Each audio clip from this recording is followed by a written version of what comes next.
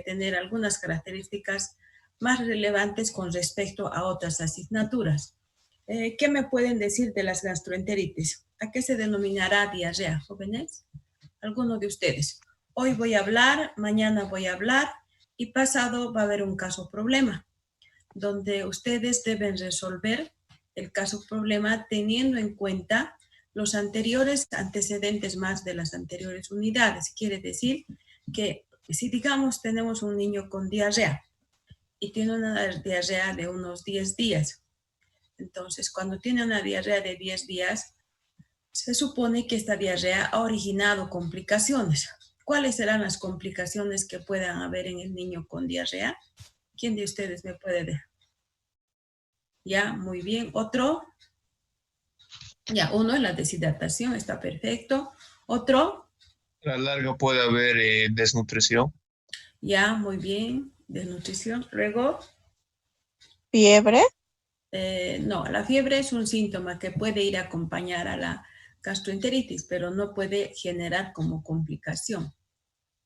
Ya, otro signo, otra enfermedad en realidad. Me tienen que decir enfermedades que surgen a consecuencia de las gastroenteritis. Ya me dijeron deshidratación, me dijeron desnutrición, deshidratación. ¿Qué más? ¿Qué más, jóvenes? Síndrome Síndrome. de intestino irritable. Podría ser, podría estar bien. Luego, ¿cuáles son las...? No. Muy lejas, ¿no? Bueno, es una probabilidad, pero muy lejana. Las más frecuentes, deshidratación, desnutrición, ¿y qué más? Pues, ¿qué más pierde cuando tiene diarrea? Hipoproteinemia. Hipoproteinemia, no, pero ¿qué se llaman? O sea, ustedes van a encontrar que va a generar complicaciones. ¿Qué complicaciones? Deshidratación, perfecto, desnutrición también. Y la tercera, la que en realidad es la que le lleva a la sala de terapia al niño. ¿Pérdida de peso, doctora? La pérdida de peso está en la desnutrición, pérdida de peso, detención del crecimiento, de la talla. Desequilibrio hidroelectrolítico. Muy bien, desequilibrio, trastornos del equilibrio ácido-base.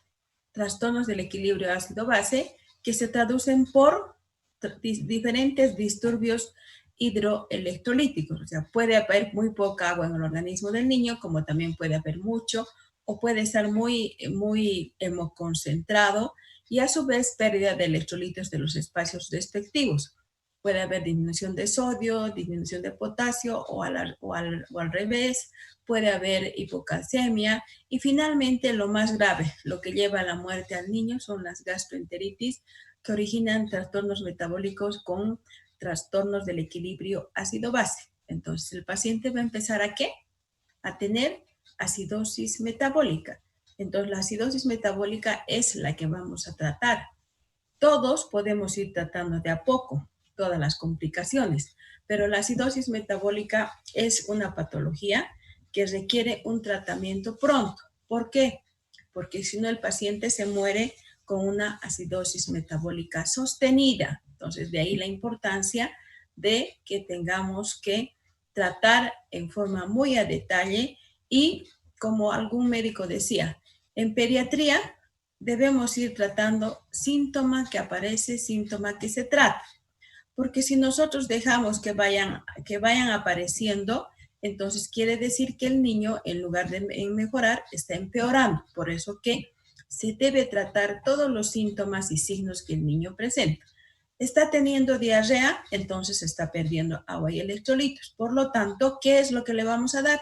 Agua y electrolitos hasta que vea a un médico o vaya a un puesto de salud. Está vomitando, entonces si está vomitando el niño, en el adulto ¿qué dan? Dan antieméticos. En el niño no se puede dar directamente antieméticos. Lo que tenemos que hacer es un reposo gástrico, dejar unas 2 horitas o 3 dependiendo, no darle nada, dejar que descanse ese aparato digestivo para luego reiniciar la alimentación. Entonces, o el niño está teniendo fiebre, entonces colocarle medios físicos o darle paracetamol para que vaya mejorando esos síntomas. Entonces, no debemos esperar que llegue así de a poco, paulatinamente, como ahora, ¿no es cierto? En el coronavirus no podemos ir al hospital si es que no estamos muriéndonos o estamos con dificultad respiratoria, sino tiene su proceso, que es una gripe, luego la gripe que viene un poco de tos, luego que viene algo de agitación, pero que está nomás deambulando. Pero hay un momento en que cuando empieza a agitarse ya no puede ni subir o bajar unas 2 o 3 gradas, entonces ese recién tiene que ir al hospital. Pero recuerden que cada organismo reacciona diferente y eso depende ¿de qué? De su estado inmunológico y de su estado nutricional, porque puede ser que ese que ya estaba agitado y está ahí sentado en la casa sin hacer nada, puede ser que ese sí va a recuperar.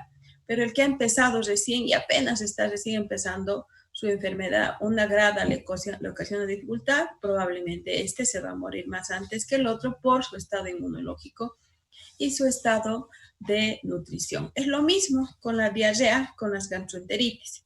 Entonces, si nosotros dejamos un día que la evolución vaya tal cual, con todo un florido de síntomas, seguro que el niño va a morir. Entonces, pediatría es una patología que requiere ser ágil de pensamiento y de acto. Entonces, teniendo los conceptos, nosotros vamos a poder anteceder a los síntomas que el niño puede tener. Todos saben qué es la diarrea, pero para un mejor aclaramiento, la diarrea es cuando hay un aumento en número y cuando hay una disminución de la consistencia. Normalmente dice diarrea cuando supera las 3 deposiciones en 24 horas. 3. O sea, generalmente se espera que sean 3 en el periodo pediátrico, pero con la característica de que tiene que disminuir la consistencia. Y va a variar en estas diferentes calidades la consistencia. Normalmente debe ser pastosa, pero cuando el niño tiene diarrea ya no es pastosa, sino es de diferente, líquida, semilíquida, acuosa o francamente acuosa. Y que además se puede acompañar de moco, sangre o pus, y a lo cual se denomina disentería. Les pregunto, los niños que acaban de nacer, ¿cuántas veces deben tener deposiciones? Los niños que acaban de nacer durante su primer semana y durante su primer mes, ¿cuántas veces deben hacer deposiciones? ¿Jóvenes? Después ¿La de misma cada cantidad que se le da de alimento, doctora? Ya. Entonces, después que hace el alimento, y eso significa cuántas veces en 24 horas. ¿Cuántas Como unas veces? 8. Como unas 8. ¿Eso se considera diarrea? No, No se considera diarrea. Entonces, no se considera diarrea. ¿Por qué? Porque el mismo organismo, ¿qué está haciendo? Está haciendo que elimine el exceso de glóbulos rojos que tiene, el exceso de residuos que ha tenido durante todo el periodo gestacional y que no ha logrado eliminar. Entonces, si solo estaría con leche materna, ese niño va a tener cuantas veces tome pecho. Eso no significa que el niño tiene diarrea, sino va evacuando todos los residuos que han ido quedando durante las 39 a 42 semanas de edad gestacional. Entonces, el solamente iniciar la lactancia materna, ya el niño tiene el reflejo gastrocólico y tras que va tomando, va eliminando materia fecal. Entonces, con excepción de esa situación, que es fisiológica, no vamos a decir que el niño está con diarrea, porque la mamá también se asusta y dice, están semilíquidas. Evidentemente van a ser semilíquidas, primero son negras, luego son verdes y luego son semilíquidas amarillentas, como la mostaza diluida de las brosterías. Entonces, a eso no se llama diarrea. También, según algunos autores, la diarrea es una inflamación de la mucosa gástrica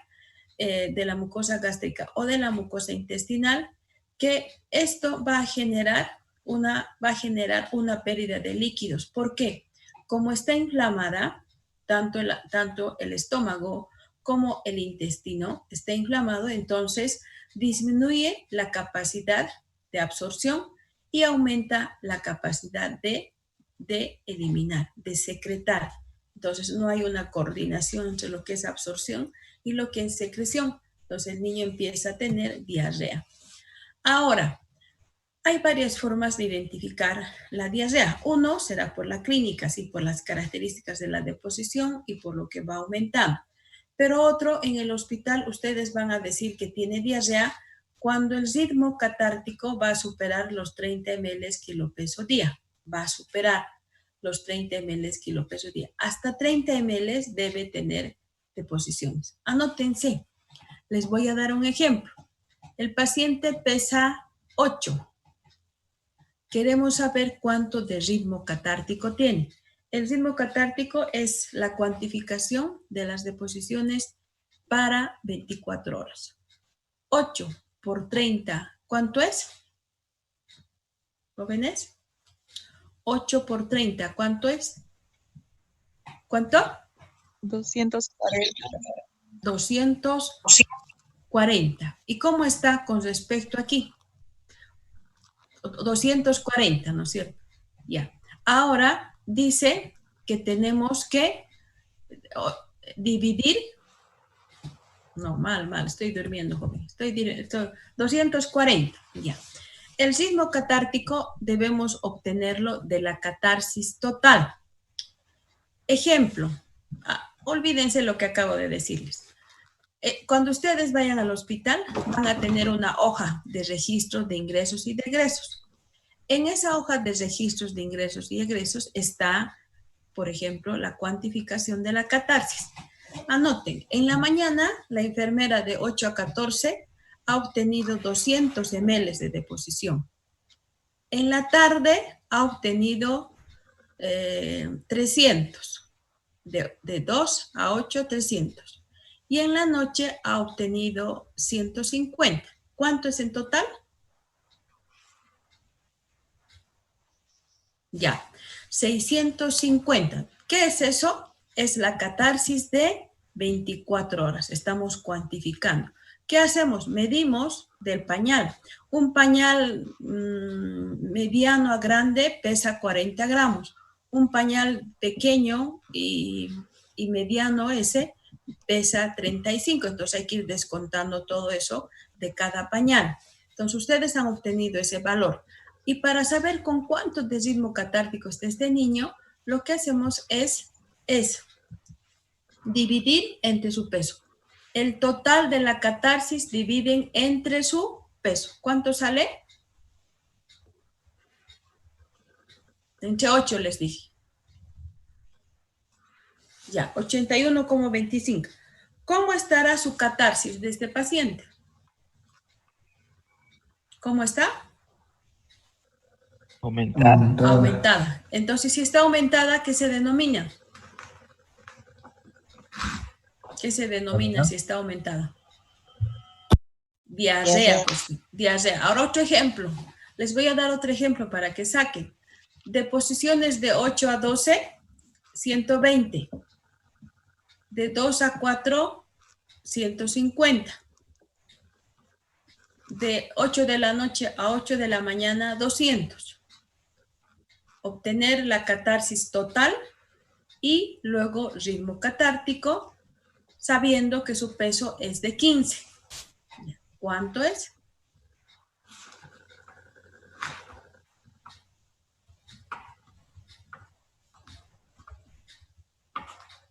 $31, doctora.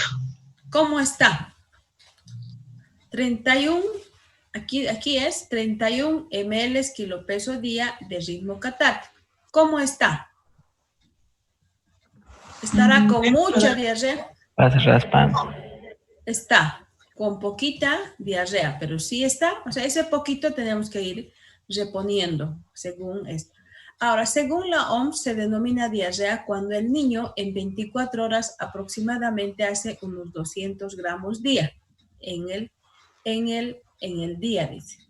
pero nosotros tenemos que considerar que el ritmo catártico siempre debe ser por debajo de 30 ml kilo peso día, por debajo de 30 ml kilo peso día, para decir que no está con diarrea. ¿Cuándo denominamos diarrea? Cuando el volumen de agua y de electrolitos que llegan al colon excede su capacidad de absorción y puede exceder por diferentes causas. Pueden ser inflamatorias, pueden ser infecciosas y que estas se deben a la presencia de generalmente microorganismos y a veces de organismos inertes, produciendo un aumento en la secreción y una disminución en la absorción a nivel del intestino. Entonces, la diarrea no es más que la falta de absorber y que la secreción está disminuida, está aumentada. ¿Por qué la fase secretoria estará aumentada?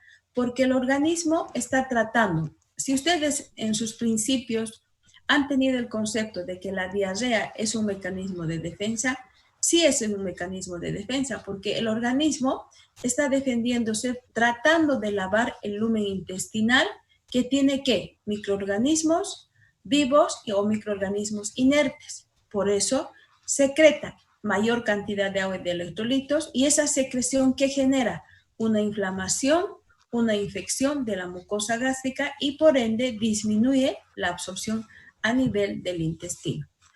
También para orientarnos desde el punto de vista hospitalario, para orientarnos, dice que podemos encontrar una diarrea leve, diarrea moderada, diarrea grave. ¿Cuándo denominamos diarrea leve? Cuando hay más de 5 deposiciones en un día, más de 5 en 24 horas. Y para saber eso, ¿qué hacemos? Lo mismo. Vamos a cuantificar la cantidad de deposiciones por esto y vamos a saber cuánto ha hecho en 24 horas. Luego también una diarrea moderada cuando son más de 10 deposiciones por día y se supone que debemos cuantificar por el peso. O diarrea grave cuando ha hecho más de 10 deposiciones en 24 horas y eso genera una pérdida de 70 ml por kilogramo peso. Cuando nosotros hemos hecho aquí el ejercicio, ¿no es cierto? El ejercicio, hicimos el ejercicio, no hemos descontado lo que normalmente debe ser. Del último paciente, a ver, ¿cuánto les he dicho la catarsis total? ¿Cuánto han sacado la catarsis total? Del último 475. 475. Ya, muy bien. Ahora, 475 eran las pérdidas totales. 475 eran las pérdidas totales. Pero de esos 475 tenemos que sacar la catarsis normal. El paciente pesaba 15. ¿Cuánto pesaba el paciente? 15. Ya. Sí, doctora. 30 por 15, ¿cuánto es? 30 por 15, ¿cuánto es? 450. 450, ya. Ahora lo que vamos a hacer es restar cuánto de pérdida patológica tiene para recién de eso decir esto sí es diarrea. 470 o 75.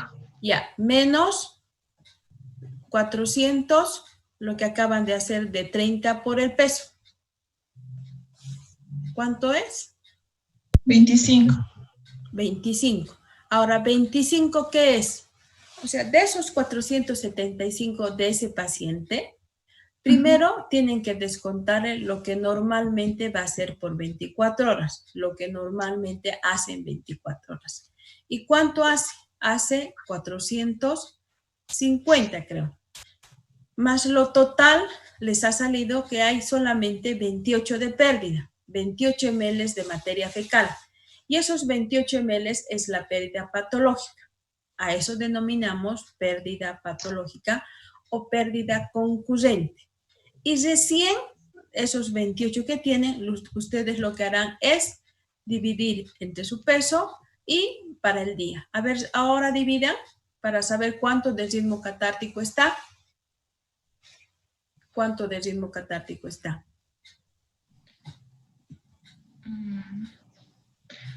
O sea, el resultado que hemos sacado, doctora, los 25, lo dividimos entre el peso del paciente. Sí, eso recién nos va a dar el ritmo catártico. Ya sería 1,66. Ya. ¿Y cómo está? ¿Cómo está? Por debajo de 30 ml kilo peso día, ¿no es cierto? Por debajo. Entonces, ¿está con diarrea? No. No está con diarrea, no está con diarrea, porque lo que sobra tampoco es harto, es poquitito. Otro ejemplo, para que se oriente, otro ejemplo. Paciente que tiene catarsis de 500 en la mañana, en la tarde de 300 y en la noche de 800. Con un peso de 12 kilogramos. Con un peso de 12 kilogramos. Primero, obtener la catarsis total. Es 1,600. Ya, ahora el segundo paso. Aunque esté con diarrea, el niño tiene que tener su catarsis diaria. Entonces, multiplican 30 por 12 les dije, ¿no? 30 por 12. ¿Para qué? Para que nosotros obtengamos cuánto de deposición por día debe tener. 360. Ya. Ahora, tercer paso, restamos a la catarsis total. Ya, 1,240. Ya, 1,240 menos lo que hizo, sale. ¿Cuánto de pérdida patológica tiene? Por eso, 1,240, doctora. 1,200. ¿El total cuánto fue aquí de catarsis total? 1,600. Ya, entonces, 1,240 dividido entre su peso. 103. 103. 103. Ya. ¿Qué quiere decir eso? ¿Que está con diarrea o sin diarrea? Sí, está. ¿Cómo es su diarrea? Su diarrea debe ser grave, porque está mucha, o sea, hay harta pérdida. Entonces, es una diarrea que seguramente va por más de 10 deposiciones en 24 horas. Entonces, así nosotros primero nos vamos a entender cuándo vamos a denominar diarrea. Primero, tener la catarsis total de 24 horas. Pero a veces, ante la emergencia de que el niño tiene muchas deposiciones, entonces hacemos catarsis, sacamos el ritmo catártico para las horas que nos pidan. Lo que hacemos es lo mismo. Catarsis, suma de la catarsis de las horas, dividimos entre su peso y dividimos entre las horas que nos quieren decir.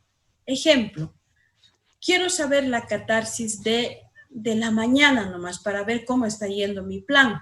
Entonces, me fijo en la hoja de registros y veo que el niño ha tenido una catarsis de 300. Y luego, los 300, ¿qué hago? Ya no tengo con qué sumar porque estoy recién empezando a cuantificar y es lo único que tiene. Entonces, lo que hago es dividir entre su peso, que pesa 7. ¿Cuánto sale?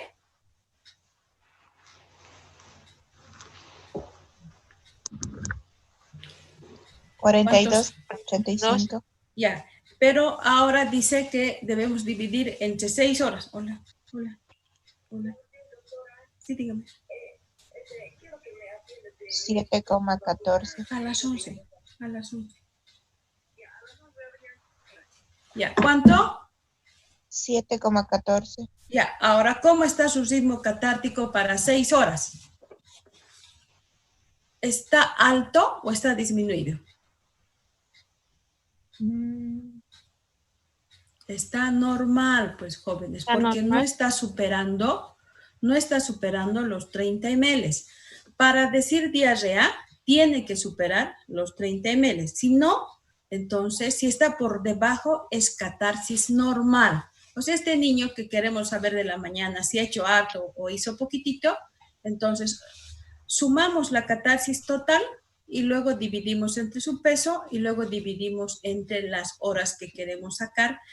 Siempre tenemos que dividir entre las horas. ¿Por qué? Para que así obtengamos el ritmo catártico, porque no podemos sumar la catarsis y luego dividir entre el peso, no, porque eso nos va a salir siempre un valor alto, siempre entre el peso y las horas que queremos cuantificar cuando el niño tiene diarrea. Entonces, no olviden que primero tienen que suman toda la catarsis y luego de todo eso, ya han sumado cuánto es, luego el segundo paso es multiplicar la cantidad de catarsis normal que tendría que tener en 24 horas, o sea, solo es peso por 30. Algunos autores no hacen por 30, sino hacen por 20, entonces hay una variación entre 10 o 20 dependiendo del libro que ustedes lean. Puede ser peso por 20 o puede ser peso por 30, se toman esos dos valores absolutos. Cuando nosotros estamos frente a un niño que tiene diarrea, lo primero que se nos tiene que venir a la mente es la evolución de la diarrea, los días que ha estado con diarrea. ¿Por qué? Para así tomar nuestra conducta pronóstico, porque si ese niño tiene diarrea de hace un año, seguro que es algo que está ocasionando problemas en su intestino, pero si es de un mes, también tenemos que buscar una causa que esté generando diarrea en forma permanente. Y a las que hay que temerle son a las diarreas que van a durar corto tiempo, pero que generan muchos signos de sintomatología. Aguda, cuando dura menos de 14 días. Persistente, cuando dura más de 14 días, es decir, más de 2 semanas. Crónica, cuando dura más de 4 semanas. Si ustedes se fijan, hay variaciones numéricas de semana en semana. Aguda, todos los días, hasta llegar a los 14 días, todos los días. O sea, no puede haber que pare y diga, ya no hay diarrea. Aguda es todos los días. Y persistente es cuando va a durar más de 14 días. Empieza el 1 y sigue hasta el día 15, 16, 17 sin parar. O sea, denominamos diarrea persistente. ¿Y cuándo llamaremos diarrea crónica? A ver, ¿quién de ustedes me puede decir? En pediatría pocas veces podemos encontrar niños con diarrea crónica. Recuerden que ahora los niños que están teniendo COVID empiezan con diarrea. Y no debería suceder, ¿no es cierto? Debería suceder con inflamación de la garganta. Entonces, ahora los niños tienen COVID con diarrea. Empiezan con una diarrea y luego levemente empiezan a tener tos y un poquito de dificultad respiratoria y van ahí entre lo que es diarrea, medio persistente, medio crónica y COVID. ¿A qué se denomina diarrea crónica? ¿Quién me va a decir? Más frecuencia de las deposiciones y menos reducción de la cantidad, y puede ser mayor a 2 semanas la diarrea crónica, tal vez. Aquí está diarrea persistente. Miren, aquí dice diarrea persistente más de 2 semanas. Pero Mayor la a 4 crónica, semanas. a mayor a 4 semanas. ¿Qué más? ¿Quién más me puede decir por qué denominamos diarrea crónica? Porque son recurrentes. Recurrentes, no. Puede ser. ¿Por qué más llamamos ¿Diarrea diarrea? tiene sangre? No, podría ser, pero ¿qué más? ¿Qué más? Que ya son más de 4 semanas que tiene diarrea y... Pero ¿qué características tiene que tener? Doctora, por los signos que presenta. No, ya. La diarrea crónica se denomina así porque va a durar más de 4 semanas, o sea, más de un mes. Pero ¿con qué características? La aguda les dije todos los días. La persistente todos los días y va a pasar las 2 semanas. Y la crónica empieza hoy y dura 3 días. Luego para. Luego la otra semana empieza unos 2 días y luego para una semana. La otra semana, una semana dura, para otra semana. Luego otro tiempo, un día y 2 días para. Entonces así, con periodos de remisión y de calma. A eso se denomina diarrea crónica. porque el niño va a empezar a tener diarreas con periodos de normalidad. Entonces a eso denominamos diarrea crónica. Y desde el punto de vista fisiopatológico, las diarreas se van a clasificar. Diarreas de tipo invasoras, secretoras, osmóticas y fácticas. Así denominamos desde el punto de vista fisiopatológico. Desde el punto de vista de la etiología, la diarrea se va a dividir en diarreas infecciosas, diarreas no infecciosas y diarreas parenterales. Entonces, esta clasificación es la más importante. Las diarreas infecciosas, como su nombre dice, son diarreas que van a ser producidas por microorganismos vivos, y que pueden ser virus, pueden ser bacterias y pueden ser parásitos. Virus, bacterias y parásitos. Los virus, los más frecuentes en esta época es el rotavirus, en esta época también será el coronavirus, el adenovirus y el enterovirus. Los virus más frecuentes en nuestro medio, el virus norwalk y el parvovirus. Virus que van a ocasionar diarreas en el organismo del niño. ¿Cuál es el más importante? El rotavirus. Entonces, ¿por qué tomamos en cuenta el rotavirus? Porque produce diarreas con alta mortalidad. ¿Y cómo vamos a prevenir la diarrea por alta mortalidad por este agente etiológico? Administrando inmunizaciones en la infancia. El niño menor de 2 meses debe tener su vacuna para el rotavirus y eso va a hacer que ese niño no tenga o cuando contraiga la enfermedad solamente se limite a una probable infección viral respiratoria y no así a una infección viral digestiva con la consecuencia de una diarrea, el rotavirus. Entonces, alta letalidad y alta morbimortalidad por este agente etiológico. También por el adenovirus. El adenovirus es un virus que va a tener preferencia para el aparato digestivo y también para el aparato respiratorio. Si nosotros tendríamos una tos por este agente etiológico, seguro sería bien característico y bien típico. ¿Cuál? Sería una tos de origen quintosa, sería una tos de origen emetizante, sería una tos seca, espasmódica, tipo perruna, que inclusive ocasiona convulsiones en el paciente, esta tos. Y es similar al síndrome coqueluchoide.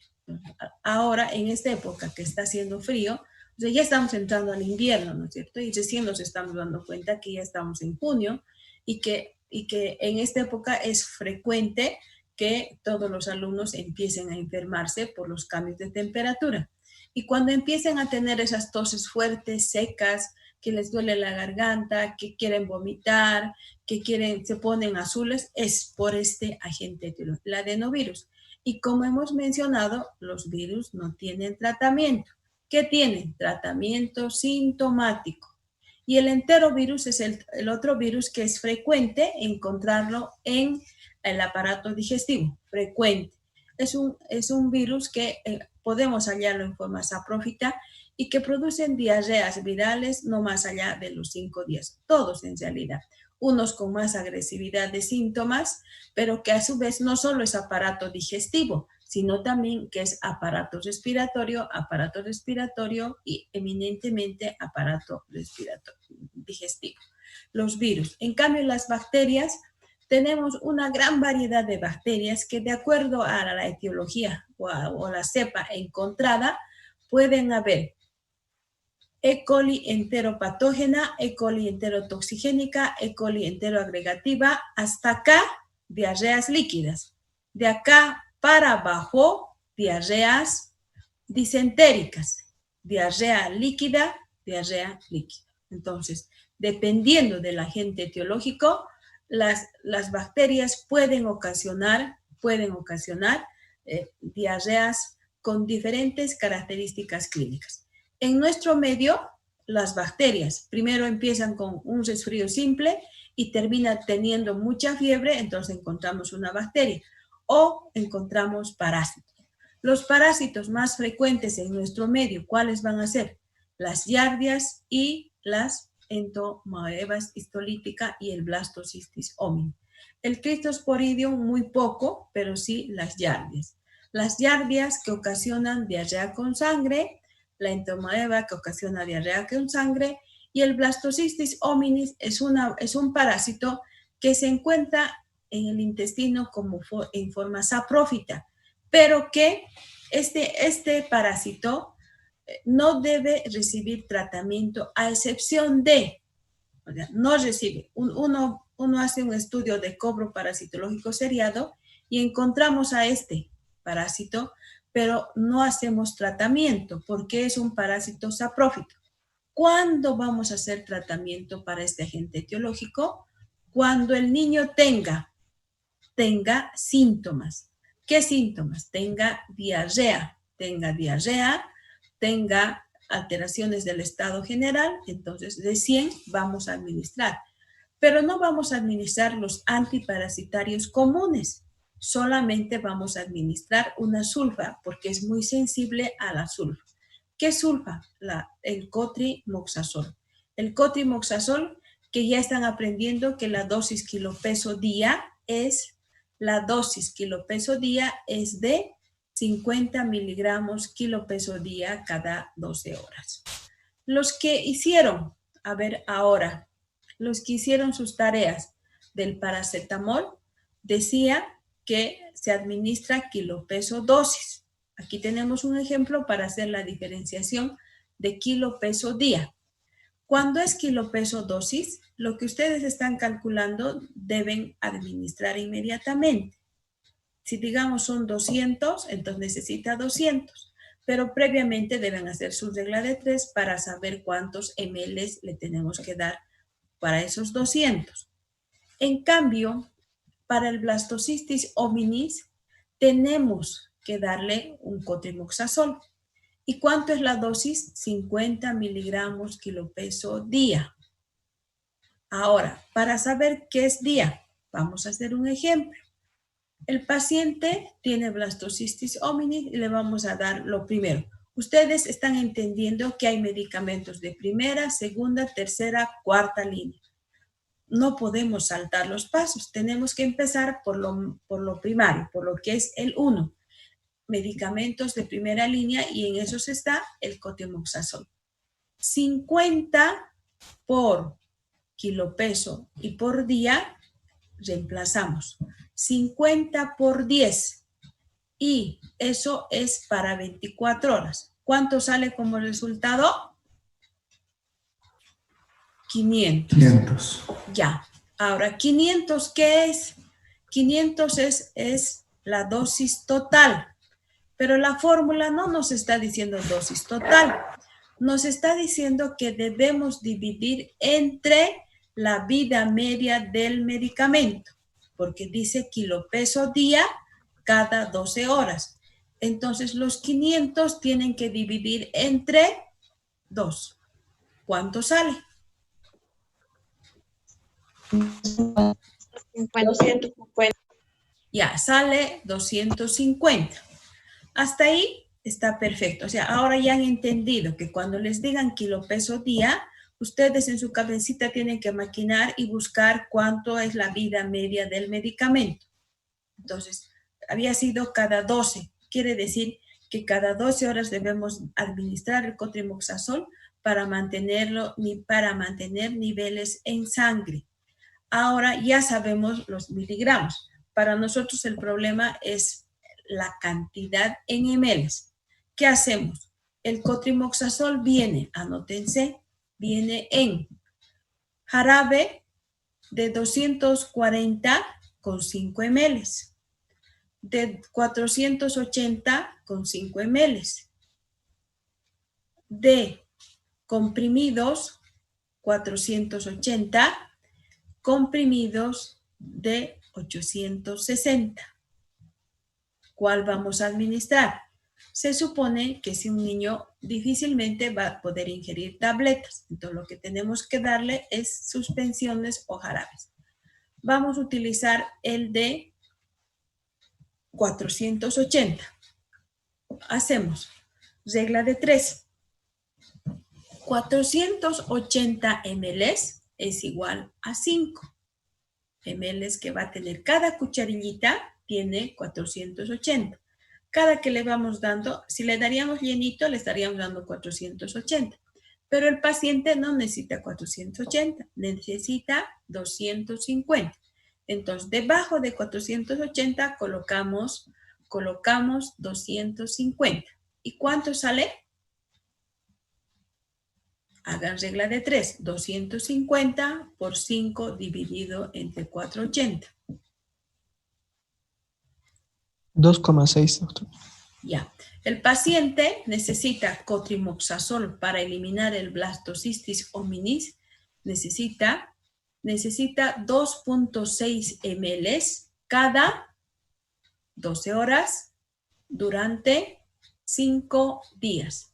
Necesita cada 12 horas 5 ml, 2.6 ml cada 12 horas durante 5 días. Ya. Entonces, con esto están aprendiendo que hay medicamentos que se administran kilopeso dosis y hay medicamentos que se administran kilopeso día. Y cuando es día, tienen que haber recordado cada cuánto se debe administrar para mantener la vida en sangre del medicamento. Entonces, podemos administrar así, en este caso, cuando nos encontremos con este agente etiológico. Cuando está generando síntomas, cuando el paciente tiene algo de diarrea, algo de fiebre, tiene malestar, entonces vamos a administrar. Si no, nada. Ya. Luego tenemos, desde el punto de vista fisiopatológico, las diarreas inflamatorias y las diarreas no inflamatorias. Las diarreas inflamatorias, desde el punto de vista fisiopatológico, ¿por qué se van a caracterizar? Porque si ustedes se fijan, la gran mayoría de los agentes etiológicos son agentes que van a producir diarreas con sangre. Diarreas con sangre, pero la característica de que las materias fecales van a ser escasas y van a tener abundante dolor, intenso, más fiebre.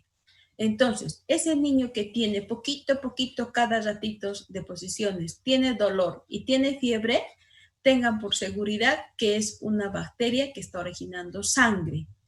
Y eso amerita que ustedes tengan dos problemas. O dan tratamiento solo para bacterias o dan tratamiento solo para parásitos. ¿Por qué?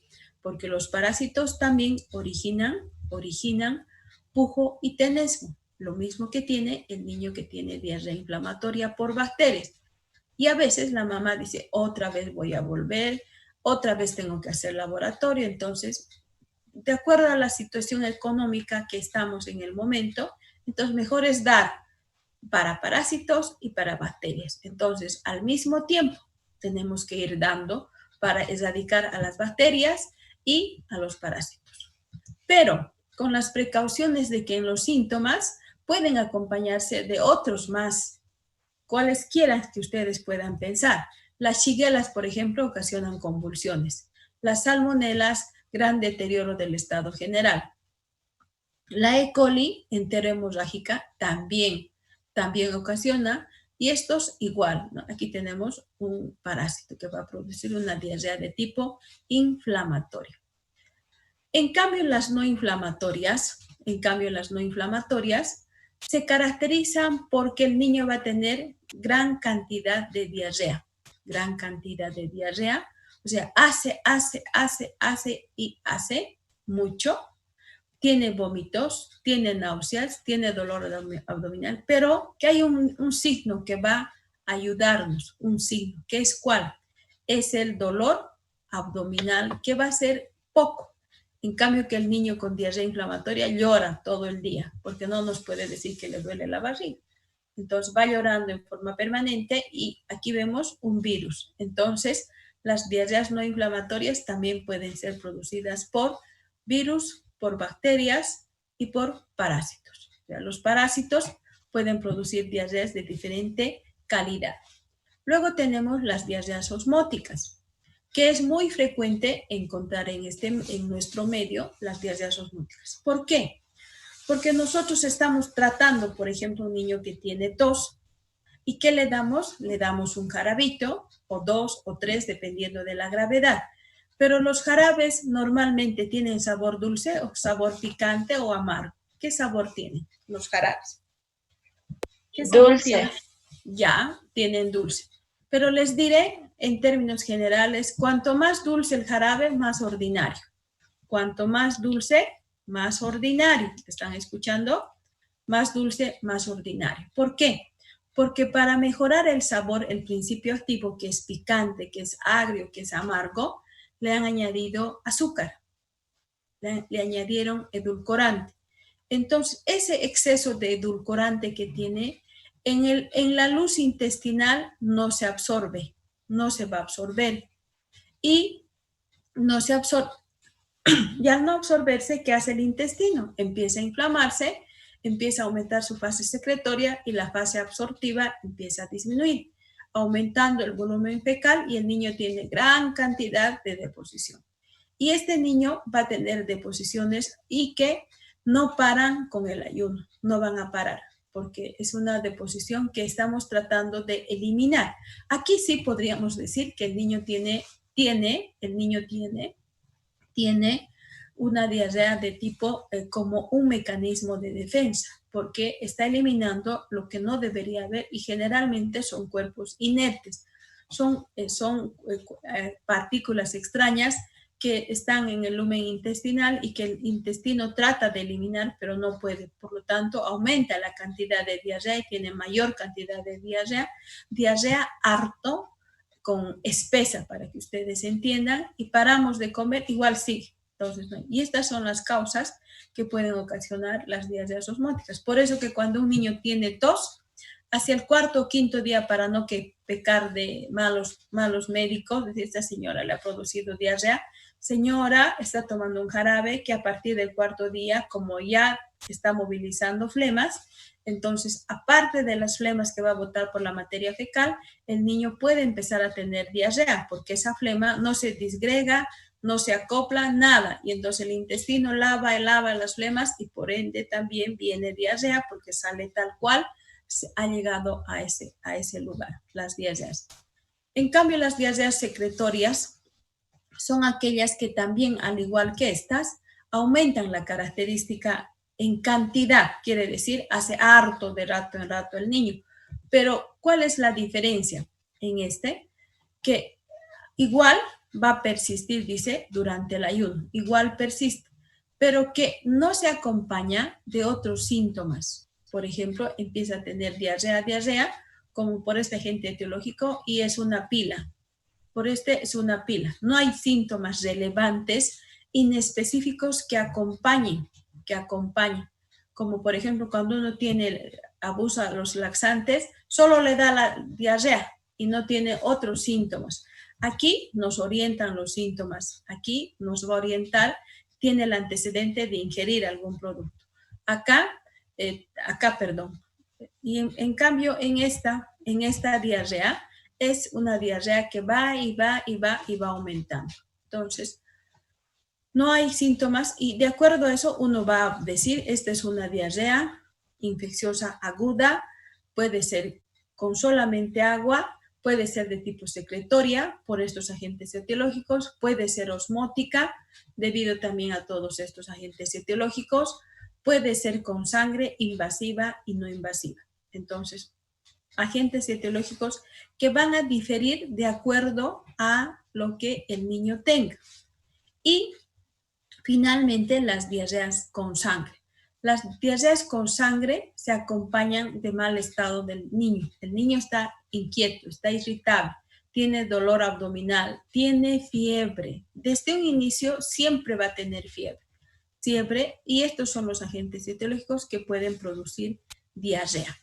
¿Bien? Ahora, hoy en la tarde les voy a elevar un caso problema a la plataforma para que hagan en forma grupal. Van a hacer en forma grupal y luego el miércoles vamos a hacer defensa del caso problema en forma grupal. ¿Alguna pregunta hasta ahí, jóvenes? Ya, doctora. ¿Ya? Ahí quedamos. No, doctora, yo tengo una pregunta. Sí, El caso problema va a ser de la catarsis. Va a ser de todo lo que he hablado de diarrea. Va a ser, o sea, la resolución, ahora son resolución de casos problemas. Quiere decir que yo les voy a hacer un caso problema de un paciente que tiene diarrea, pero con antecedentes previos de, por ejemplo, estar recibiendo leche materna. Y que cuánto de leche materna debería recibir, cuántas proteínas deberían haber, porque de repente es una proteína por un exceso de solutos, es una diarrea, o cuánto debería comer para esa edad, cuánto de líquidos debería estar recibiendo ese niño. Entonces, para que todos puedan ir resolviendo el caso problema para el día miércoles. Bueno. Está bien, doctora. Ya. Ahí quedamos, jóvenes. Nos vemos mañana.